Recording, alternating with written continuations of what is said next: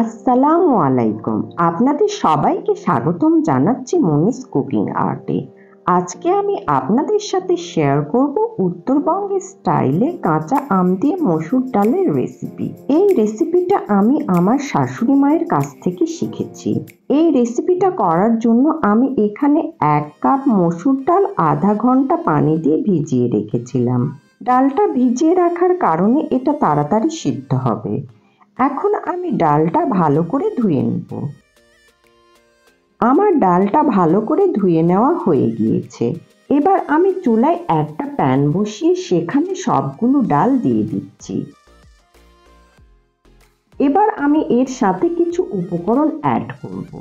এবার আমি এখানে দিচ্ছি 2টা পেঁয়াজ কুচি। পেঁয়াজ কুচিগুলো আমি মোটা করে কেটে নিয়েছি। দিচ্ছি কিছু রসুনের কোয়া আর 1 টেবিল চামচের মতো থেতো করা আদা আর 5টা কাঁচামরিচ। এবার 2 কাপ পানি দিচ্ছি। এখন সবগুলো উপকরণ মিশিয়ে নিচ্ছি। তারপর ঢাকনা দিয়ে ঢেকে দিচ্ছি ডালগুলো সিদ্ধ হওয়া পর্যন্ত।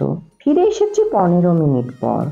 আপনারা দেখতে পাচ্ছেন ডালটা খুব ভালো করে সিদ্ধ হয়ে গিয়েছে। এখন আমি ডালটা ভালো করে ম্যাশ করে নেব। আমার ডাল ম্যাশ করা হয়ে গিয়েছে। এখন আমি এখানে দিচ্ছি 1 চা চামচ লবণ, সামান্য হলুদ। ডালে হলুদ বেশি দিতে হয় না। বেশি হলুদ দিলে ডালের কালারটা ভালো আসে না আর ডাল থেকে একটা গন্ধ আসে। এখন আমি পরিমাণ মতো পানি দিচ্ছি। আমি ডালটা একেবারে ঘনও না আবার একেবারে পাতলাও করব না। আপনারা আপনাদের টেস্ট অনুযায়ী পানিটা দিবেন। এবার আমি এখানে দিচ্ছি কয়েক টুকরো কাঁচা আম। আম যদি বেশি টক হয় তাহলে এর পরিমাণ কম দিতে হবে। আমার আমগুলো বেশি টক ছিল না তাই আমি 5-6 টুকরো দিয়েছি। এবার আমি ডালটাকে ভালো করে জাল করে নিব। 20 মিনিটের মতো ডালটা জাল করে নিয়েছি।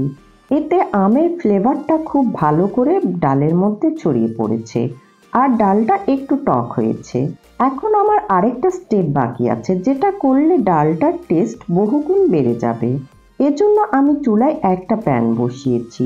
প্যানটা গরম হলে সেখানে দিচ্ছি 2 টেবিল চামচ রান্নার তেল।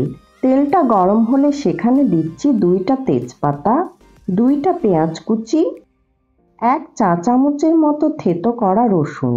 এবার সবগুলো উপকরণ হালকা করে ভেজে নিব। তারপর এখানে দিচ্ছি 2টো শুকনো মরিচ। এবার আবারও একটু নেড়েচেড়ে দিচ্ছি। তারপর এখানে দিচ্ছি 1 চা চামচ 5 ফোড়ন। এবার সবগুলো উপকরণ কড়া করে ভেজে নিব। তবে পুড়িয়ে ফেলা যাবে না। মশলাগুলো পুড়ে গেলে ডালটা খেতে ভালো লাগবে না। আমার মশলাগুলো ভাজা হয়ে গিয়েছে। এবার আমি এখানে ডালগুলো দিয়ে দিচ্ছি। ডালটা দেওয়া হয়ে গেলে সাথে সাথেই ঢাকনা দিয়ে ঢেকে দিচ্ছি। এতে করে মশলার ফ্লেভার ডালের মধ্যে খুব ভালো করে ছড়িয়ে পড়বে। এবার আমি চুলাটা বন্ধ করে দিব। ফিরে এসেছি মিনিট 2 পর। আপনারা দেখতে পাচ্ছেন আমার ডালটা হয়ে গিয়েছে।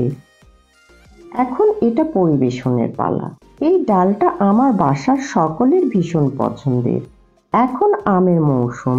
আপনারা এই সময় আমাদের উত্তরবঙ্গের এই রেসিপিটা ট্রাই করতে পারেন। আমার বাসায় যেদিন এই রেসিপিটা তৈরি করি সেদিন অন্য দিনের তুলনায় ভাত একটু বেশিই লাগে।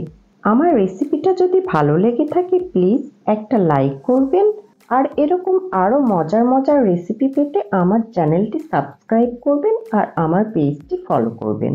আপনারা সবাই ভালো থাকবেন। আল্লাহ হাফেজ।